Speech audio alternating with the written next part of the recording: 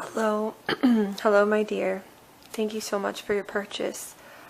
Today we're going to be giving you a 5-question tarot card reading. So I know you've been going through a lot and your reading is mostly focused on your relationship you had with your ex, and I'm going to do the best of my ability to tune into that information and hope that I can bring some clarity and comfort to you. So I'm going to clear out the energy first, and then I'm going to start praying. Alright, we ask the universe now to reveal to this client in time what she needs to know. We ask that the information that comes through may come through as accurate, specific, and detailed as possible. We ask that the information that comes through may come through God's higher purpose, God's higher intention. We call upon the angels now. We ask that the information that comes through may come through as accurate for questions she has about her relationship she went through with her ex. May she know what she needs to know, like whatever comes through may come through for her highest good. Amen. Alright, so I'm going to start shuffling here. I'm looking at your picture and your ex's picture.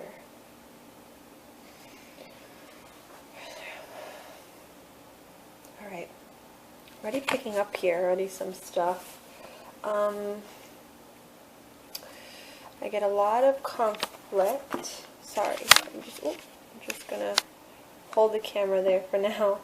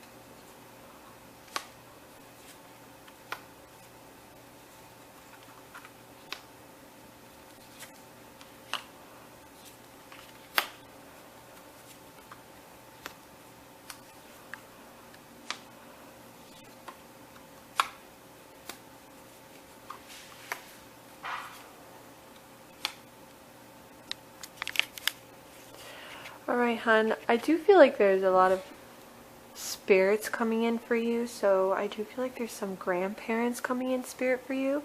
I pick up there's a grandfather and a grandmother, so I don't know if they are together or they're separate, but there's a grandparents energy coming through here to support you.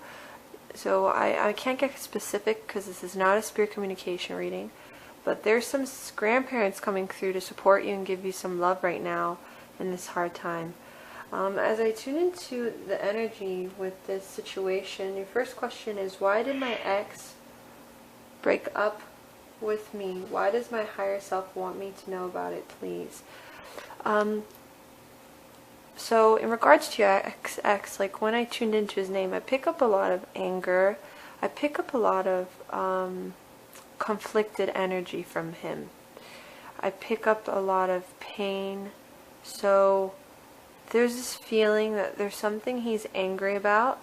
There's this conflicted pain he has within himself that made him make this decision. It can be that he, has issues with himself and then he puts it upon you. It can be that he is angry about something that happened between you both. I don't know exactly what it is, but there's this feeling of anger and pain, and for me, your guides are telling me it's something that he was struggling with, and then he would put it upon you. I think he was tired. I don't know if the word is being controlled or tired of feeling like he had to be a certain way. I don't know exactly what it is, but I do pick up some form of anger, you know, some anger or suppressed pain within him that he struggles with himself, and he puts it upon you. Why does your higher self want to know this? Why is the energy coming through that you need to know this? I think because deep down, I think you were trying to be there for him as a human being, and you were loving and caring for him, and the fact that this all happened, it makes you feel like he abandoned you. And it's the validation of knowing why am I not good enough? Am I not enough? What did I have to do to make him want me? Like, am I not good enough? What's wrong with me? So that is why I'm thinking you're wanting to know this. And to answer your question, I feel like he broke up with you because of issues he was dealing with himself. Something with anger that I'm picking up with him. Something with anger.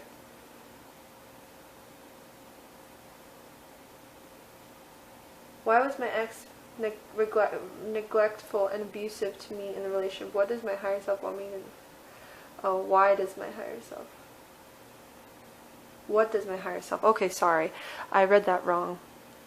I'm going to tell you afterwards what you need to know, but I'm answering the main questions about why he was neglectful and abusive. Again, he was going through issues within himself. I feel like he has anger issues that are suppressed, issues within his own being, that what happens is when it bottles up, he then throws it upon other people. And the closest person to him was you. So he would throw it upon you, and that's what created the abusiveness. So it's because he had issues with himself. And when someone has issues with themselves, they are not aware of how they're treating other people around them, because they're not aware of what they're feeling within themselves. So it's like the idea that he struggled with knowing why he was feeling the way he was feeling. I think it has to do a lot with trauma. It could be addiction. It can be trauma or past hurt. But I think it's a combination of everything. Feels like there's a chemical imbalance with your ex. So for me, maybe bipolar, depression, or some form of chemical imbalance. There's definitely something toxic about this relationship. So it was just not balanced. So let me see here, your next question. I'm going to go over in the end what you need to work on, what will help you, what are the main reasons why none of my long-term relationships. I think for me, what's coming through in the cards is, I'm sorry, my cats are going crazy. For me, what's coming through in the cards is that your guides are showing me that you've been seeking happiness within other people. Maybe you don't notice it, but it's the idea that you're seeking the happiness within other people. And when it comes down to relationships, it's not supposed to be like that. You're supposed to find some form of happiness within yourself, so that you can be able to be okay with yourself on your own, no matter what. And I think it's the idea of knowing that you and that person are both separate individuals. So I do pick up a lot of codependency here too. So I think it's because you were seeking too much of happiness within these other people, and also I feel like these other people were just not meant for you. I feel like they were lessons. I feel like they were experiences. I feel like you had to go through them for a reason, so you could find more of your strength and realize more how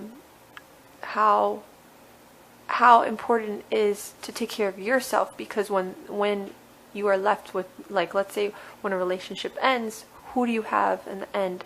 You know, me, myself, and I. So I feel like your guides really want you to work on, it's loving yourself, but also being okay with yourself, being okay to be by yourself and be just you. And I think that is very hard to do. Takes a lot of strength, but your guides want you to find some form of happiness within yourself. What is it that I need to specifically know or do in order to have a romantic relationship that actually lasts? As I tune into that, the answer is you need to, and I'm channeling it too, so it's like kind of like your guides are telling me, once you find some form of happiness and that feeling of like, wow, I'm actually okay with just being with me, with just being and just being myself, and not needing anybody or not wanting or needing to seek someone to fulfill this void. That is when you will start attracting and opening up the flow to attracting somebody who's potentially a long-term relationship, somebody that will be that twin flame, that long-term soulmate. So it's the idea of once you find that true alignment within yourself, once you start beginning that process of finding that alignment, it's not getting to that ending point where it's like, that's it, I fully love myself, because that is not, I don't believe we can fully love ourselves. I don't believe in that. I believe it's a process. I believe it takes time. I believe it's hold on, hun, because the cats are going crazy.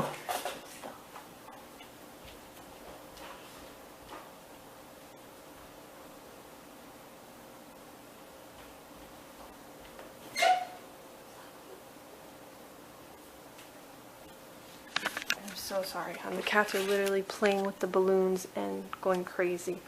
So what I was saying is that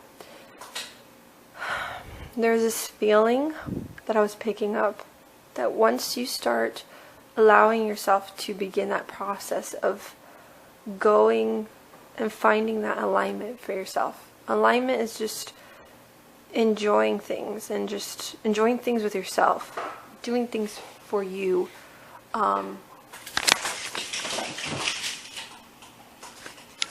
These cats are wild right now. I don't know if it's been this full moon energy. So once you start finding that alignment within yourself, and again, it's a process. Like I said, I don't believe we fully love ourselves. It's a constant battle. It's a constant up and down challenge, as I can understand and I can relate, because I struggle with my own traumas, my own healing, my own struggles of loving myself. But I've realized I've been able to find things that I do love and that make me feel good and happy, which is with me is, and things with, like, for me, things that make me happy and make me feel okay with being me is just, I think the best description of that is just surrendering, surrendering and like just going outside and just giving yourself to the universe and just be like, this is me and I'm okay. And I am safe, and I am loved, and that's all that's important. And I think once that starts like kicking in, you start finding that enlightenment, and you'll see when you start just finding your own enlightenment and you start focusing on yourself, things will just happen, and you will attract that long-term relationship that you're wanting, a long-term relationship that will last. Because you're just focusing on yourself and focusing on your own being and being okay and surrendering to the universe. I think that's a great message for you, is just learning to surrender and surrender to the universe. So let's go to your next question here. Sorry that took a while because of my cats. Fifth question: is there anything, please, that my higher self could tell me that will specifically help me to cope and move on from? Okay, so let's go over that. I think I've been combining everything. So again, I think for me, going through the cards, I'm saying what I'm feeling. Again, this card focuses on your inner true being and finding that light again, finding that light within yourself. And even though it can be gloomy on the outside, even though it can be very foggy and hazy, and it feels like there's no way out, there's still that little flame within you that still exists, and your guides and your higher self don't want you to forget that little flame, and that little spark still exists within you. And even if it's just a little flame, use that and run with it, and start with that little flame And you'll see as time progresses, the flame will start growing bigger and bigger and bigger, and you will start finding yourself. I think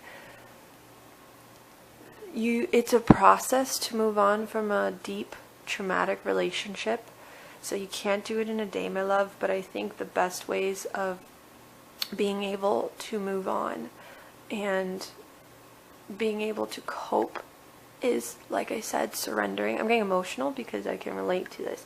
Is surrendering. If you can't let go, that's okay. Because surrendering is letting go, but also I feel like surrendering is more of just trusting what you're going through, and trusting the process, and trusting the universe. And I feel like your guides want you to just trust. And, and find that place. I'm getting emotional, so sorry. So find that place of acceptance at some point, which is hard to, I know it's hard to accept, but finding that place where it's like, okay, we're not together anymore. We're separate people. I can't control him. He can't control me. I can't control his reality. He can't control my reality. And I still have myself to take care of. Who else will take care of me? No one else but me, myself, and I. So I need to find ways to take care of myself, my mind, my body, and soul. And by doing that, I need to do things that I love to do. Things that make me feel free. Things that make me feel good. Things that make me feel alive. And you need to find those things. Allow yourself to go through an exploration, soul search. Find things that you love to do. And just shift that focus. To move on takes time, and it's a process. So allow yourself to take however long, however much time you need to move on. Don't force yourself. Don't get frustrated with yourself. Don't get mad at yourself. Don't beat yourself up about not moving on right away. It takes time. You have to go through this new journey, this new transition, this new chapter in your life. I would say just take moment to moment, day by day. Don't think so much in the future. Don't think so much ahead, and try not to be so stuck in the past either. And don't try to be so fixated on the thoughts, on the memories, on like, what did I do wrong? I think the best thing is just to surrender and find that place of coming to terms and accepting. And I think that will then allow you to move on. I feel like journaling is extremely helpful. Journaling, keeping a personal journal, watching YouTube videos,